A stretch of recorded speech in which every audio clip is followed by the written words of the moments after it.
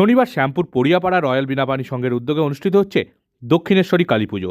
এই কালীপুজোকে কেন্দ্র করে কয়েক হাজার মানুষের সমাগমে মুখরিত হয়ে উঠেছে শ্যামপুরের পড়িয়াপাড়া। উদ্যোক্তারা জানিয়েছেন, এবার এই ঐতিহ্যবাহী কালীপুজোর 18তম বর্ষ। কালীপুজো উপলক্ষে আলোকমালায় সেজে উঠেছে স্থানীয় এলাকা। রয়েছেন নানা সাংস্কৃতিক অনুষ্ঠান সহ বিভিন্ন সামাজিক কর্মসূচি।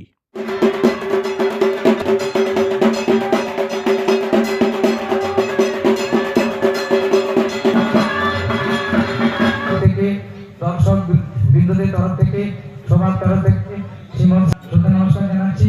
আমরা কৃতজ্ঞতা প্রকাশ করছি। শ্যামপুর পড়িয়াপাড়া রয়্যাল বীণাপাণি সংঘের তরফ থেকে দু একটা কথা বলছি। আমাদের শ্রী শ্রী দক্ষিণেশ্বরী কালী পূজা প্রতি বছরই অনুষ্ঠিত হয়। এটা আমাদের 18তম বছর, অষ্টাদশতম বছর।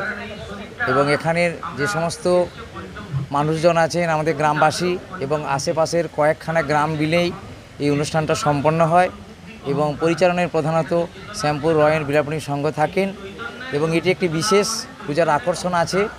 আপনারা দেখেছেন যে সজ্জা রীতিটা আমাদের একটু অন্যরকম, একদম সেই শ্যামপুর থানার মোড় থেকে বিডিও অফিস থেকে রাস্তার দুধারে বিশেষভাবে সজ্জিত করা হয়েছে। এবং এটি বিশেষ তিথিতেই পুজোটা হয়। সাধারণত বৈশাখ মাসের প্রথম যে অমাবস্যা তিথি পড়ে, সেই অমাবস্যা তিথিতেই আমরা প্রতি বছরের ন্যায় এবছর পূজা করে আসছি। এবং এই এলাকার মধ্যে আমাদের শ্রী শ্রী দক্ষিণেশ্বরী কালী মাতা খুবই জাগ্রতা এবং সবাই মিলেমিশে আমরা পুজোটা করি। জাতি ধর্ম নির্বিশেষে সব শ্রেণীর মানুষ আসেন, রাজনৈতিক নেতারাও আসেন। এখানে কোনো দলাদলি নেই, সবাই মিলে একে যোগদান করেন।